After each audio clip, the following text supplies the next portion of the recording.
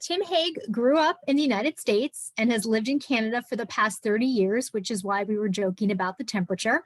He's a retired nurse and is currently the executive director of U-Turn Parkinson's, a wellness center he founded in 2016.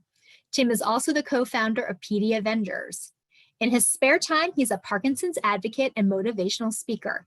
He published his first book, Perseverance, through Penguin Random House Canada in 2018. Thanks you so much for being here today, Tim. My pleasure, Eden. Thank you. And hello, everyone. I see lots of familiar faces, folks from around the country that I know from various places. So glad you tuned in today. Mm-hmm. And so now I just kind of want to get a little bit more of a background. You have worked as a nurse, and then you kind of had a bit of a career change and you became an author. Can you tell me about that? Well, yeah. Well, people often forget I was a nurse, that I spent 21 years as a nurse. I always just say, I guess I just don't look like your typical nurse. I don't know, but I loved my nursing career. I sort of backed into it, if you will. It wasn't until I was married and had one child till I finally decided that I needed to go back and actually get a post-high school degree of some kind that I could actually take care of these people, because I found myself unemployed and unemployable. And so my brother-in-law actually said to me, he goes, "Have you ever thought about being a nurse?" And I have to admit, and I say this in my book, my very first thought was, why would I do that? That's a girl's job. But my mom had been not a nurse, but she had cared for elderly people in our home for years. And the longer I thought about it, Eden, the more I realized, I know I've been exposed to most of this. And I thought, it's a 2-year diploma back in the day. I could get out, making good money right away. And if I want, then I can travel with it. I was already in Canada at that point, could go back to the States, could do lots of things. And it just turned into an absolutely brilliant decision on my part. I have to say that, and I thank my brother-in-law for suggesting it, but it was a great career, absolutely fantastic. I loved bedside nursing, loved looking after people, and it changed only when Mr. Parkinson's came along and people got antsy when I came at them with a needle. They somehow I could see how that would be scary. No, they didn't want me starting their IVs anymore. And I just said, just match it. Just come on, we can do this together. You move it. But no, I eventually had to retire just because I couldn't do 8-hour shifts anymore. I couldn't walk the halls. I was stumbling and bumbling all over the place, and it was time. Mm-hmm. So there's the short, brief career history on nursing, and then the book didn't come along till a fair bit later. I retired from nursing, had a couple of years, that was in, I'm never going to remember everything right, but my diagnosis with Parkinson's was in 2011. And of course, in 2013 came along The Amazing Race.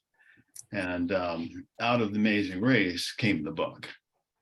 So it came along. So now tell me a little bit about The Amazing Race, because not everybody knows that you competed. Well, everybody knows I ran and won The Amazing Race, right? Well, I'm going to assume not everybody always knows. So tell me, you and your son, Tim Jr. applied, you completed, and you won the first season of The Amazing Race Canada. So tell me about it. Obviously this was what compelled you to compete. Also, what was the after experience like? Well, we don't have that much time, but I'll give you the highlights. It was a fantastic experience. The truth is, it was my wife's fault entirely. We had actually taken in a university student from Mexico, and he was in Canada, going to school here, and his circumstances changed that he needed to move out of dorm and move into a little bit cheaper place. My son, Tim Jr., had just moved out, so I just came up with an extra bedroom that was going to be my office. And my wife comes to me and says, "There's this kid who needs, a place to live. What do you say we take him in?" I'm like, "No." Why would I do that? First of all, I just got an office, and 2, I've got 2 teenage girls running around the house. I'm gonna have some strange guy come live here? Like, no, this isn't gonna happen. Well, 3 months later, he moved in. So we know who won the argument. Well, typical of arguments in my house. Mm-hmm. So his name was Rafa. Rafa lived with us for 4 years. He has become our adopted son. And Rafa was an absolute nut about the Amazing Race. Matter of fact, he was a nut about most all things television. He introduced my wife to the Amazing Race, and she started saying, you know what, if this ever comes to Canada, we're going to apply. And I'm like, okay, whatever. Because who does these things, right? Well, the short story is, in the end, we did apply. We did get on, all because of Parkinson's. And she had said right from the get-go, she said, you're going to get an interview. I'm like, what do you mean we're going to get an interview? She said, I guarantee you'll get an interview. And I kid you not, folks, that's exactly what she said. She said, I guarantee you'll get an interview. I'm like, how, what? She said, they've done cancer, they've done all kinds of prosthetics, they've done this, they've done that, but they've never done Parkinson's. I'm like, interesting. Mm-hmm. And of course, as usual, she's right. So we got on the show and bumbled our way through it. We were less than stellar. The Hagues have a problem when we get serious about something. When we get, when it's competitive, we tend to do this. We get very serious looking, right? So we had a great time before the show, joking around, having fun with people, telling them we're all this jazz. But we get on the show and we got all serious, and they didn't like us so much then because we got serious and then we got behind. So we weren't the funniest guys on the show, and we were about one of the poorest performing. Right up until the end, where we paid attention to what my dear wife said to us before we ever left. She said, pay attention, because there's going to be something you need to repeat at the end of the race. There's going to be something you're going to need to do. And so on that very first leg, very first clue they handed us, I literally heard her voice ringing in my head, pay attention, when I saw a flag of British Columbia at the top of the page. Well, it turned out that every day, on every clue they gave us, there was the flag of the province or the territory that we were in. Every evening when we met Jonathan Matt, he would be there with a greeter, and that greeter would have on their person somewhere the provincial or territorial flower. So the very last task we had to do was I had to stand in front of this giant map of Canada.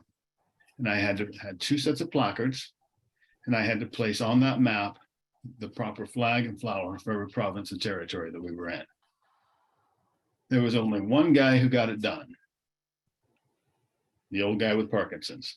The other 2 teams never finished. Wow. So that's my story of perseverance. I often tell that story when I'm speaking to groups and talking about perseverance, that you've got to stay on your journey. You got to stay on the path you've been called to, because you just never know. You just never know. Yeah, you might feel like you're behind all the time. You might feel like you're the most bumbling of characters, that you just can't get this race figured out, that things just won't go the way you'd like them to go. Mm-hmm. But all of a sudden you come up with a challenge that is the challenge that you just happen to know the answer to. And so you're the guy that walks away with the trips, the cars, and the cash, because you stayed on your journey. And I often say to people, nobody would have said 2 words to us if we just gave up and quit, because nobody expected anything from us. We were, I often say, error prone and chronically behind. We were that come from behind Cinderella story that no one expected to happen. No one would have ever doubted when we got kicked off the show and went home, because we never showed any chance that we'd be successful. There was no evidence of our being successful anywhere along the race. But in the end, I'm here to tell you that I'm the first winner, first season of the first Amazing Race Canada in Canada, and nobody gets to ever take that away from me, bumbling or not. So now you kind of mentioned perseverance as you're talking. Is this a word that has meant something to you before Parkinson's? Obviously, that is the name of your book. Tell me about what that means to you, persevering, and why you titled your book that. Well, in truth, perseverance didn't mean much to me before the race. And there's my book. You can find it on Amazon if you're so inclined. It didn't mean a whole lot to me before the race. And the race, it really brought the word home to me. But we were, yeah. So I had to kind of figure out what perseverance meant. And on the race, my son and I actually talked about it a bit, and we come to realize that we didn't really understand what it meant. So you dig into it and you learn that it means to carry on in your course of action, even in the face of difficulty, with little or no evidence of success. Now, from what I just described it on the race, that is an exact definition of perseverance. To carry on in your course of action, even in the face of difficulty, with little or no evidence of success. We never had any evidence that we'd be successful, but we chose to stay on our journey. And so as we came out of the race and I contemplated the things that we'd learned there and how that translated back to my life, both as being an adopted kid early in 1960s, 1964 was the year of my birth. And if you will recall, the 60s, America was, as I like to say, in turmoil. Race relations were not at their peak at that point. So being born a biracial kid to a 20-year-old white girl, and whose father now was a 30-something-year-old married black man, that wasn't a good auspicious start to coming into the world. So I look back over growing up in that environment and seeing that right from birth, I was being taught perseverance, whether that through my birth mom or through my adopted parents, that I was put on a trajectory where I was going to have to learn to persevere regardless. And so when the race came along and Parkinson's came along, I felt like, you know what, I've been prepped for this. And I feel like my whole life has been leading to this, to learn to persevere with Parkinson's. And so perseverance for me, it's broken down into 7 different skills, I call them, that we can do. It's not just holding on. It's just not hoping that things get better. It's not just hanging in there until things change, because things might not ever change. So how do you persevere?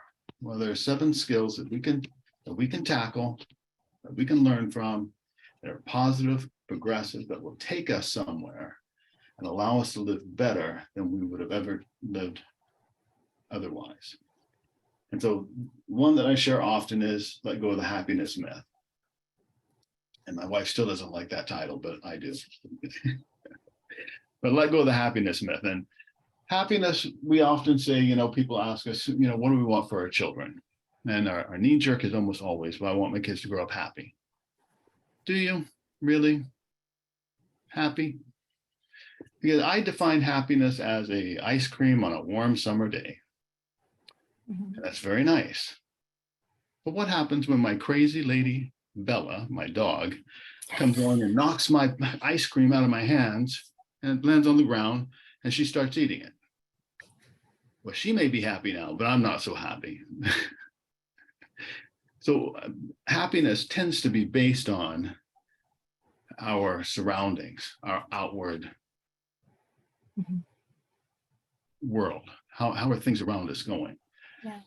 I often say, people tell us that if something doesn't make you happy, kick it to the curb, get rid of it. If that something doesn't make you happy, get rid of it, because you deserve to be happy. How many of you were happy the day you were diagnosed with Parkinson's? How many of you have ever woke up happy that you were diagnosed with Parkinson's? Well, what do? We've been told our entire lives that if something doesn't make you happy, to get rid of it. But we can't get rid of this thing. I haven't found a way to get rid of it. Mm-hmm. So what do we do when we can't get rid of the crap in life that doesn't make us happy? We learn to persevere. We let go of the happiness myth and know that life isn't about being happy. It's about being joyful. And joyful is the understanding that even though my crazy dog came and knocked my ice cream out of my hands, that I have the money to go buy another one. that it's ice cream. Mhm. I have the wherewithal to go buy another one. I have a beautiful dog who we have a great time together, who is rambunctious as all get out. And we love her too much to get rid of her over the ice cream. Life is bigger than the ice cream. I can do this. I can survive Parkinson's. I can survive the ice cream that fell. I can do this. And while Parkinson's is not directly correlated to ice cream, you understand what I'm saying? There are things that we can do to modify how we think, modify how we live, and we can do this thing. It may not be as pretty as life may not be as pretty as I'd hoped it would be, but doggone it, it's been a lot better. Parkinson's has brought me far more than it's taken, and it's been far more of a blessing so far than it has been a curse.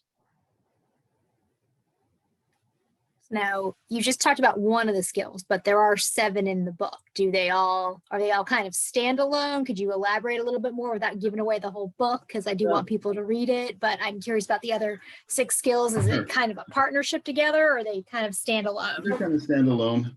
There's understanding the nature of luck, understanding that life is lucky. Why did I get on the Amazing Race? I have spoken all over the place, from high schools, from school to the board, from the schoolroom to the boardroom, I like to say. The church is thrown in between there, and I've had tons of people come to me and say, God obviously wanted you to win. Okay, well, if he told you that, bonus. He didn't tell me that. I just consider myself fortunate, lucky to have been on the Amazing Race, and that's bonus in life. But understanding the nature of luck, that sometimes we are just lucky that things roll our way. Accepting limits, accepting the fact that sometimes life limits us for no particular reason. It just does. See, striving, spend a lot of time on that one in the book. Striving is that, damn the torpedoes, full speed ahead. I don't care what anybody says. I'm going to do this my way. And off we go careening into the dark. Take every advantage when we're given opportunities, take them. If you watched us on The Amazing Race, we also employed the first U-turn. A U-turn is the opportunity to make another team go back and do another task, thereby either slowing them down and or eliminating them from the race. We employed that first U-turn and kicked a very popular Canadian couple off the show. Half of Canada loved us, half of Canada hated us. But we took advantage of the opportunity that was presented to us. And then, like I've talked about, pay attention. There's lots to be learned in my wife's little 2-word admonition, pay attention. There's lots of things to be learned if we just stop and open our eyes and open our ears some days. And then number 7, find community like this. Parkinson's will not be won by myself. Parkinson's will only be defeated in community. We'll only have success in community, and we need our people. So those are the 7. Like that. I feel like you answered this, but someone did ask, she said, congratulations on The Amazing Race. It's one of her favorite shows. Could you comment on how you see the difference between perseverance versus striving? And I feel like you kind of just spoke a little bit about how striving is almost just kind of continuing regardless, while perseverance, there's adjustment and things like that. But could you elaborate a little bit? Sure. Let's see if I can remember this. The definition I use for striving comes from the Old English: to contend, to quarrel, to fight. And it has a bit of the Old French attached to it for the word strife. It's much more of a freaked out, stressed out way of thinking that says, by God, I'm going to make this thing happen no matter what it takes. It's that kind of attitude. I will make this happen. I will have this. It will be mine. It will be. Whereas perseverance says, I'm going to hold this lightly. I'm going to work hard at this. Absolutely, I'm going to work hard at this because I want this. I think this is the right direction for me to go. But if it proves not to be the right way for me to go, then I will go a different direction. And I will continue to let go of the happiness myth and pursue joy if this falls apart, because there's a bigger purpose at play here. I'll go where life takes me joyfully. I'll realize that I don't always know where I'm going. I don't always know how life is going to pan out. Mhm. I don't know that I'm going to get Parkinson's. We don't know if we're going to have a heart attack. We don't know if we're going to have this or that. And because we don't control all these things, because I'm not God, I have to learn to hold things lightly. Mhm. And that's a bit the basics for me between striving and perseverance. And I could go on and on and on, but. Oh, I like that. So you also mentioned while in the Amazing Race, doing a U-turn, and you're actually the executive director of a wellness center called U-Turn Parkinson's. Could you talk about how this came to be and tell me about your work with them? Yeah, absolutely. And then you'll see my little sign there. U-Turn Parkinson's. Yes, we literally stole the name from the race because it's our goal within U-Turn Parkinson's to slow the disease and one day see it eliminated from the race. This race that we run every day with Parkinson's, we aim to win. We aim to end Parkinson's. At U-Turn Parkinson's, we are a wellness center that focuses on helping people with Parkinson's in their pursuit of wellness, empowering them in their pursuit of wellness. So almost everything we talk about on day-to-day basis is about exercise. Exercise, exercise, exercise. And it is my calling in life to get you exercising. Because, and why? And I know a bunch of you are going, oh God, here he goes again. Here we go again. Why do I have to exercise? Because you don't have anything else. You've got levodopa and exercise. That is what we've got, folks. That's it.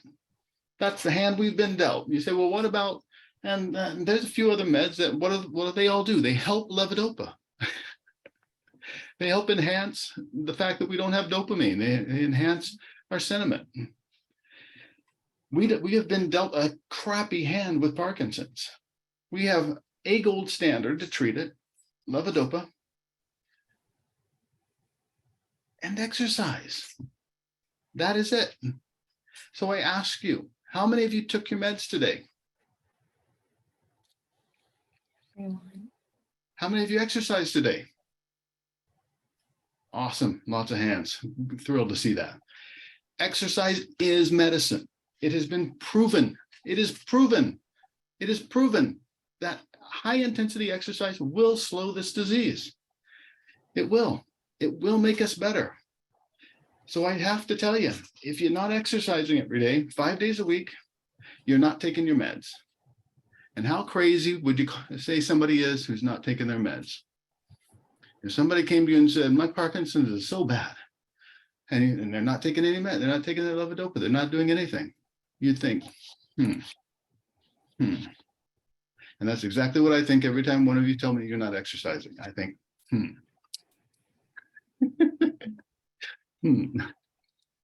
Because we know that this works. We know that this is beneficial for us. And I don't want you to go start running marathons if you've never exercised before. I don't want you diving off into a Jimmy Choi-esque kind of world. I want you just to do something that you love, whether that be walking or cycling or swimming or playing tennis or badminton or dancing or whatever. Just get active and it will change your life, guaranteed. And that's my soapbox. Well, but you also stay very busy with other activities, like you have U-Turn, and then you're also a member of PD Avengers. Could you tell me a little bit more about that organization and what you're doing with them? Sure. I might just share my screen here and show you PD Avengers. It's a little bit easier to talk about them with. Where did I put them? They're here. Also, for those of you tracking the chat, Kelly's putting the book, the Amazon link for his book, as well as the PD Avengers website and U-Turn Parkinson's website. So PD Avengers, we are a global alliance of people with Parkinson's, our friends and family, standing together, demanding change in how this disease is seen and treated. It is basically boils down to we are a worldwide alliance working to end Parkinson's. We add urgency to research, wellness, and advocacy by uniting people and organizations around the world to the cause of ending Parkinson's. It all spawned from this book after the same title, Ending Parkinson's. You probably can't see that because I'm sharing my screen, right? We'll put it in the chat. Yeah, I'll show it to you when we're done here. But it all spawned from that book, Ending Parkinson's, that was written by doctors Ray Dorsey, Todd Shearer, Michael Oken, and Bastian Bloom, that lays out a very clear recipe, a very tangible path, if you will, in how we can go about ending Parkinson's disease. And a whole bunch of us got excited after reading the book.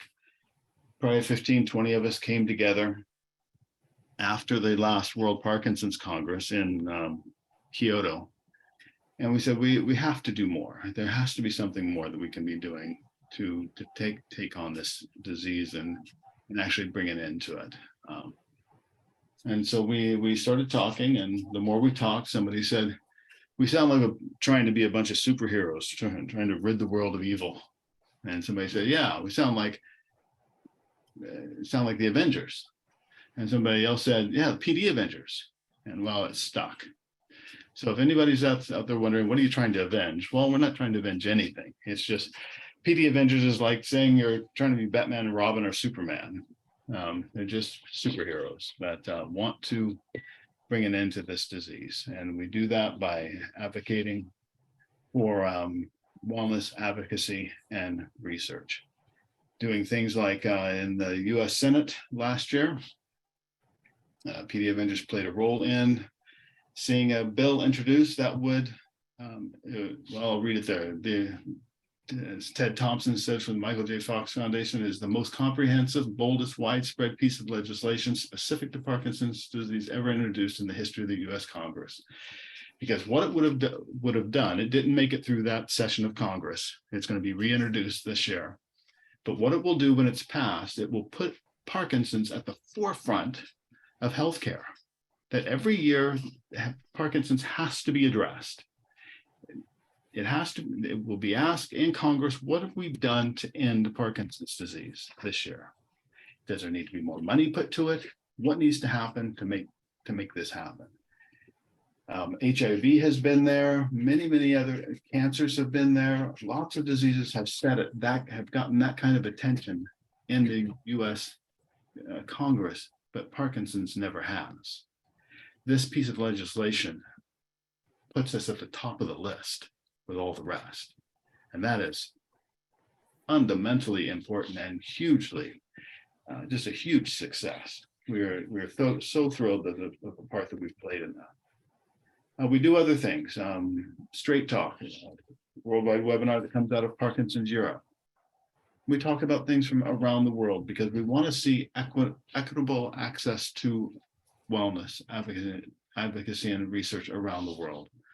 So we want to let you know what's going on in Europe, let Europe know what's going on in Africa, let Africa know what's going on in Asia, so that we all work together, come together, one mind and one focus on helping everyone live their best with this disease. So things like Strava and Zwift. There's cycling clubs that I'm a part of that you can join. And we ride together from time to time on Zwift and Strava. And if you don't know what those things are, that's okay. If you're not a cyclist, that's okay. Many things that we can be involved in. And if you scroll through the website, you'll just see that we are involved in lots and lots of things, trying to get information out to the worldwide Parkinson's community and coming together as one. So if you say, if I were to join the PD Avengers, what do I have to do? Well, you don't have to do anything. But what we want you to do is to add your voice, add your energy to what we're doing. So last year we did a red letter campaign. We ended up sending some 20,000 letters to the White House. And that required each of us having a letter sent to us. We filled it out and we mailed it into the White House saying, we want you to do this and this for Parkinson's disease. And if we'd had 100,000 people do that, we'd have had a serious impact. The 20,000 people got a little bit of attention, and that's okay, but we can do much more. So those are the types of things that we're trying to do with PD Avengers. And it goes on and on and on. So, and Larry Gifford is our president. He does most of this work and he just does a fantastic job. So there's lots of that can be seen here at Eden about the Avengers. So if you want to sign up, just go to our page, hit this button. You can sign up. We're not going to ask you for money. We are a nonprofit, but we don't compete with anybody for money. We are self-funded. And yeah, we're not going to spam you. You're not going to get an email every day. You get a newsletter once a month and maybe a few other emails along the way, but we're not going to hit you with spam. We're not going to ask you for money. So that's the PD Avengers. And then I want to talk about one other thing you do, and that is your blog and your video platform, Coffee with Tim. But then I want to come back to some things you and I had spoken about previously personally that I want to share, because I don't want everyone to hear this and think, this guy's just Superman. He's doing all this. I do want to talk about some of the things you have gone through as well. But since we're kind of talking about things you're active in, I do want to touch on Coffee with Tim as well. Sure. Coffee with Tim is one of my challenges that I've set for myself, not purposefully. But a while back during COVID, folks were struggling. We were all having a hard time. And for those of us who are speakers, we weren't getting to speak a lot. So what do? I go on Facebook and I start talking. And out of that came Coffee with Tim, which is supposed to be every Friday, but doesn't make every Friday, but it should be every Friday around 10 o'clock Central Time. I'm on Facebook Live, and Coffee with Tim is a conversation of life and Parkinson's. And we talk about life, we talk about Parkinson's, and a number of folks have found it encouraging and helpful. And so anytime I'm away for long, which happens every now and then, I'll have a 2 or 3 week lapse, and I'll get a couple of emails and texts and social media. Where are you at? What's going on? Why aren't you on Coffee with Tim? So then I come back, and so yeah, it's very informal but fun. I try to have fun with it and try to keep it encouraging and light and a moment away from the rest of life. And then the blog is the same. It's on my website, timsenior.ca, and it's again just conversations around life and what's going on and that kind of stuff. What's happening in U-Turn or PD Avengers and et cetera, et cetera. But now tell me a little bit about, because I like positive, as everyone knows, but sometimes life isn't all positive. And so we did talk about, your book Perseverance, but when you and I were speaking prior, at one point, you were like explaining to me how hard it was some days to write anything. Can you talk a little bit about kind of working through when you feel sort of trapped or you're not really energy wise where you want to be, or can you talk to me a little bit about some of that? Sure. Well, I don't know about most of you, but I rarely feel good, right? I rarely feel normal. It's been years since I could say I felt normal, because Parkinson's is just a daily grind. If there's anything that I find difficult with Parkinson's, it's that. It's that daily grind, that it's the first thing you think about when you wake up. It's the last thing you think about when you go to bed. It's the thing that wakes you up with pain in the night. It's the thing that won't let you sit still when you're at the doctor's office. It's that thing that's just constantly there. And it's a challenge to stay joyful. It is. It just is, because even if you're not talking about it, even if you don't put it out there, it's just always there. Parkinson's is always there for me. And if there's any one thing that I struggle with, it's the battle to not allow that persistence of Parkinson's to pervade all of life.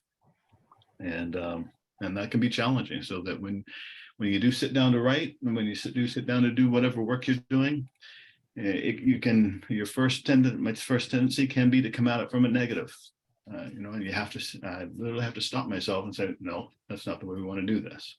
We want to do it this way, and refocus myself. And that's an everyday. And some days, every second of every day.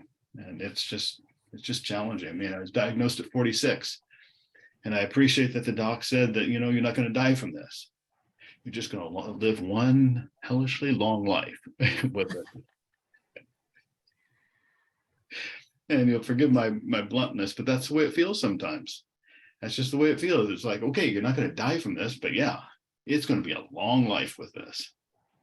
And then you rein that in, reel that stuff in, let that go, because life is still awfully darn good. I'll give you an embarrassing moment the other day that I had. I'm planning on going to India for my second time. Some church work that we do, and I had to fill out this application. I was filling it out with some other folks. And we had to put on this visa application every country you've been to in the last 10 years. Well, everybody else finished filling theirs out, had plenty of space left in their little box. I ran out of space in my box. And the silent looks that I got just melted me into the floor. Because you know what provided all that travel? Parkinson's. If I hadn't come down with Parkinson's, I would not be doing a fraction of the travel that my wife and I have had the opportunity to do. And it's all come from speaking opportunities. Corporate work that I do a lot of speaking for just corporations that I do, motivational, inspirational speaking for, aside from the Parkinson's work that I do. And that's all paid for those trips. And the only reason those speaking gigs come is because I got Parkinson's. Who's winning? Who's losing here? And you got to keep the scales straight in my head. Did you do any of this? Were you a speaker or any prior to Parkinson's, or this was just kind of like you became a nurse and then you had this whole new career? Well, I grew up, my father was a pastor. So I grew up in church, listening to him preach, and I did lots of speaking to youth groups and stuff when I was a kid, when I was young. So I think it's we all have gifts and abilities. I think speaking was one of mine, and so it has been a very natural format for me for all time. And so now when I'm here and you hear me stutter and my words kind of drop and befuddle, it just drives me nuts. But yeah, I've always been a bit of a speaker. Okay. So this kind of came natural to you. This wasn't completely out of left field. Yeah. Okay. Now, I do have to ask, because I'm just curious. I had a young onset patient who was a nurse as well.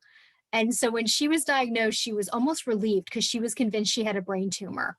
What was that like for you as a nurse when you're starting to notice something's not right? What were you thinking? What's going through your head before diagnosis? Well, my diagnosis and everything was very quick. I'm always very sorry for those who tell me they've waited years for a diagnosis. That just would be so terribly difficult. But I had been nursing for like 18 years at the time, 15 years, something like that at the time. My dad had Parkinson's. I have a half sister with MS. And I literally was sitting in my kitchen one Saturday morning, and I noticed my left big toe was twitching. And in 5 minutes, I had just decided it's either MS or Parkinson's, because there's no reason to be twitchy. It's not normal for your toe to be sitting there doing this, right? That's just not normal. And I knew it wasn't. I wasn't depressed. I wasn't down. It wasn't psychological. I knew that. So if it's not psychological, it has to be physiological. And if it's physiological, it's probably going to be one of those two things. So when the doctor confirmed my diagnosis, I was already there. So it wasn't that big a deal for me right then and there. Yeah, it's actually been much harder later than it was early. And then you had told me that your wife is just an excellent care partner for you. Well, I would do nothing without her, literally. Everything you see me do, you can know that she is quietly in the background making it happen. Whether it's the travel or the speaking or the whatever, she is an integral part of everything that I do. And if she wasn't in the picture, you probably wouldn't see much of Tim Hague. Yeah, because details, not so good with details anymore. It's become a good partnership then as well. Absolutely. Mhm. And we've hung around each other for a long time. We've been married 37 years. So yeah, that's right. We got married when we were 12. So That's what I would say. I would joke something like that too. Like, yeah, we got married when we were 4. she turned 60 next month. 60. I asked her, I said, how did I get such an old wife? How did that happen? And she punched me. I was going to ask if the couch was comfortable, but I like her. I mean, it's hard to imagine. I mean, I'm 58. I'm a couple of years younger than her, but still, we're knocking on 60. And I know some of you are saying, "Yeah, I remember that. You'll be fine." But holy cow, it's amazing. I honestly don't feel 60 or 58, but wow, it's when you stop and think about it, it's like it just can't be, but it is. Now, how often do you think during your day you're running through your own 7 skills of perseverance that you kind of have to stop and think about, like almost change your thinking and kind of like, like you talked about the happiness myth and, kind of reframe your own thinking based on what you've found? How often do I have to do that? Yeah, because I imagine that would be something I would almost be working on, like, because some of it is kind of, I don't want to say knee jerk, but it's like we think, oh, that's lucky. Or, I never thought necessarily of happiness as a myth, but I would definitely have said I would like my children to be happy. But then when you were talking, I thought, well, you can't just throw away everything that doesn't make you happy, because some of those things are kind of necessary. And so you can't just, like personally, I mean, I would throw away broccoli, for example, but I respect that you do need vegetables to live, that or some people feel certain ways about, maybe your family member, but you can't just toss that person away. And so I thought that was very interesting when you were talking about the happiness myth. And I was, in my head, I'm thinking that would be something I would have to have an internal conversation with myself, if not daily, every other day. And so I was just wondering, is that something you sometimes feel that you have that conversation with yourself about? Some days it's hourly. It's, just to be reminded, because like I was saying, is some days you just don't feel right. You don't feel good all day long, and you can't go, you don't go complaining about it every day out loud to everybody. You try not to be all down in the face and gloomy about it. So to overcome those things, you have to have that conversation with yourself. What is life about today? What am I doing today? Why am I here today? What do I want to accomplish today? What is good about today? And move forward in that light, because it's just, yeah, I know that people agree with me on this, because I've had lots of people comment about this, that some days it's just hard.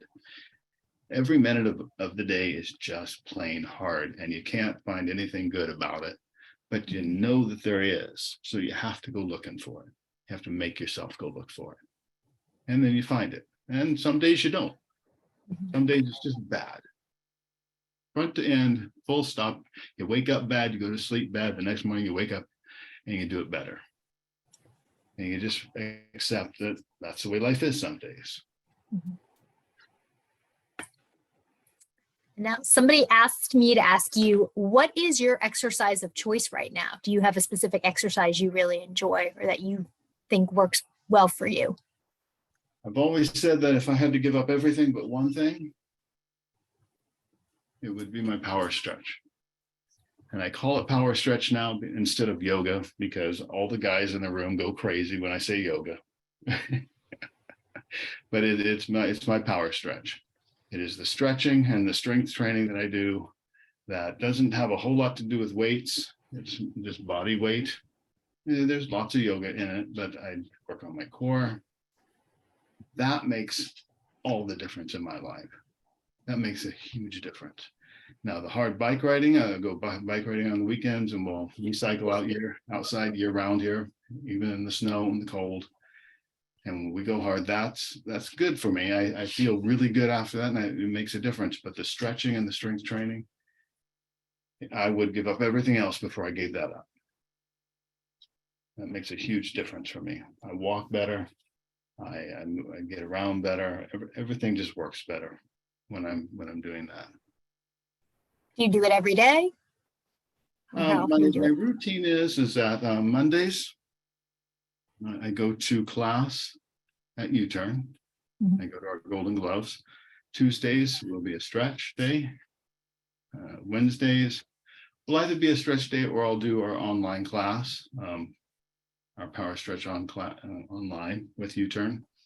Thursdays is back at class again for our Golden Gloves. Friday is stretch day, and Saturday is cycling. That's kind of the routine. Now, I see somebody ask, where can they access Coffee with Tim? And I failed to mention that. That's on Facebook. Facebook at 10 o'clock. If you follow me, if you go to if you look me up and just follow me, then you'll get a notification when I come on live. Yeah. So they would just go under you in Facebook and they would get, if they like you or they follow you, just click on that box. Okay. Perfect. We have put how to do this on Facebook in the chat as well. If there are other questions, because otherwise I'm going to just keep asking questions. I love what Roger said here. There is also faith, hope, love, trust, resilience, appreciation, and many, many more. Eat right, sleep right, and drink right. Absolutely. When we look after those basics, so many other things fall into place. And exercise is one of those basics. Yeah. Speaking of, somebody asked, they sent me a direct message that your voice is so strong. Do you do any vocal exercises? I'm going to tell my wife you said that. my voice feels so anything but strong. Like for me right now, it's a bit of struggle because I don't speak nearly as often as I used to.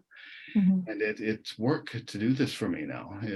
It's what it feels like. So she has been harassing me, and I seriously mean harassing. I've got to call a speech therapist today to make an appointment with one because we do U-Tunes at U-Turn Parkinson. It's a singing group, which is fantastic. But we lost our music therapist for a while, and we've just rehired a gal. So I'm trying to I'm trying to backfill it a bit for myself, if you will. Like she was sick today, and so I didn't get to go to class, but I find that singing helps my voice so much. And so, yes, I do a lot for my voice because coming out of COVID, I found that I struggled. And I don't know if you probably couldn't tell earlier, but when I first got started, I was talking way too fast and I get short of breath. I'll get short of breath when I'm speaking, and I'll almost be gasping for air sometimes, which is just strange for me because I never had problems with my voice prior to Parkinson's. But yeah, so I go to U-Tunes every Tuesday at 1, and then it's on Thursdays at 3 online. And yeah, it makes a big difference in my voice. Big difference. Kelly put the information for U-Tunes and Power Stretch. Someone did ask though where they would get info on Power Stretch. Could you, it's now in the chat, but could you just talk a little bit more about Power Stretch? Sure. It's U-turnparkinsons.org, and then underneath the classes, you'll find Power Stretch there. Power Stretch is, I started yoga as soon as I could after I started U-Turn. We started U-Turn with boxing because Rocksteady had been out just a bit at the time, and I like to say that boxing was what was sexy, so that's what we started with. If everybody wanted to do flamenco dancing, I would have started with flamenco dancing because I wanted people to get involved. But so we started with boxing, but as soon as I could, as soon as I had a core that was willing to go for it, we started yoga classes because I've always found the stretching so helpful to me. But yoga just never took off for us. We could never get more than 5 or 6 people in a class. Whereas power stretch, we've changed its focus. We've gone away from a yoga instructor. We have a physiotherapist who teaches it. And now we focus more. We do yoga poses and some of that yoga stuff, but it doesn't feel like a yoga class, and it feels much more like a regular workout class. But we're very focused on core strength, strengthening the core, basic strength and flexibility, and that has made a huge difference. We'll now have easily 10 to 20 people in a class. Instead of struggling around 4 to 6. Wow. And it's very helpful. So yeah.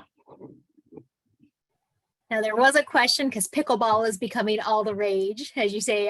If boxing is sexy right now, pickleball is sexy. Have you tried pickleball?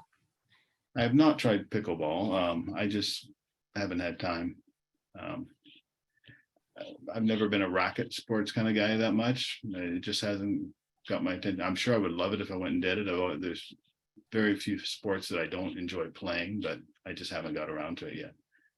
Now, dance therapy, I see somebody saying, and art therapy. We gave art a shot at one time, and I was amazed that we couldn't get people out to art class. We had a great teacher, and we just couldn't fill those classes. And I'm talking having 1 or 2 people show up. So I eventually had to let that go, and nobody's come back begging for it. So I guess in Manitoba here, we don't have very many artists with Parkinson's. Dance is still high on my priority list. We're in conversations right now as to how to get dance going this year. I would really like to see dance start in Winnipeg here, for sure. Lots of good research around dance. Dance for Parkinson's has done a fabulous job in that. Lots of good research showing that that's the kind of exercise that we should be doing. And since you are a speaker, someone asked, how do you address the problems in speaking, such as lack of verbal fluency, the effects on your memory, and so on? Yeah. Use it or lose it is my main mantra. You've got to keep active. When I sit around the house day after day, if I'm not in meetings and stuff, I gotta be using my voice. I gotta be singing. I try to, and I'm not a good singer, folks. I can't sing. But it's just a matter of using your voice and doing something. I'd rather sing than yell, which I feel like some courses that you take, that's all you do is you sit around and yell, and that just makes me crazy. So I'd rather sing, and I just pick out songs and I try to sing lots during the day, and that seems to help. Well, it doesn't seem to. I know it helps. It makes a big difference. And the memory piece, that's spooky, hey? It's just tough because I feel like I don't remember anything these days. It's tough to hold on to things. So you just got to keep using your noggin, read, do puzzles, do all the little tricks to keep your memory well. And then is there any table tennis at U-Turn? People are talking about how table tennis is neuroprotective. We're not doing table tennis yet. Our big push this year is to lease our own space. We've always sublet our gym space from other gyms. And this year we're pushing hard to get into our own lease, and then we can do more stuff like that. It's tough to do smaller things that have a few people involved in them at a time. It just gets very expensive. And we do everything that we do at U-Turn Parkinson's is free. I often forget to say that, but everything that we do is free. So if you show up to one of our online classes, you're not going to be asked for a credit card. It's free. We're strictly donation based, and we work. I spent the day today working on grants. We look for money because we believe that everything that we do should be available to anyone, despite their economic ability. We don't want anyone turned away because of money. So, yeah. That's important. That's very important. And since we did talk, how would people, if they wanted you to speak for a group or whatnot, how would they contact you? timsenior.ca. timsr.ca. And I'll tell you, down home here in the States, we're very used to Tim Senior, Tim Junior, those types of things. So I always was determined I was going to name my first child, my first boy, after me, Tim Junior. Well, I did in Canada, and they don't get it.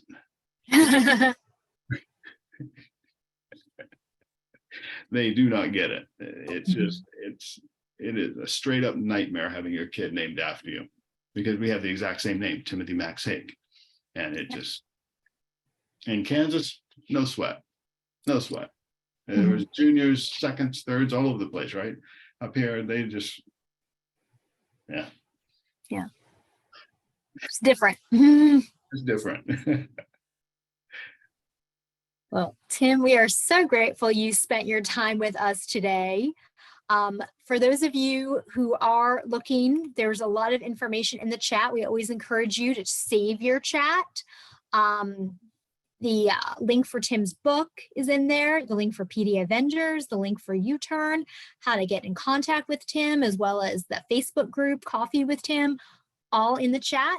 So if you didn't copy those links, if you just want to save your chat, if you click on the 3 little dots next to the happy face, you can then save your chat that way. We have a tradition here at PD Alliance, our wave of gratitude. We're so grateful for you giving your time to us today. Thank you so much. Thanks everyone for spending your afternoon with us, and we'll see everyone soon. Bye.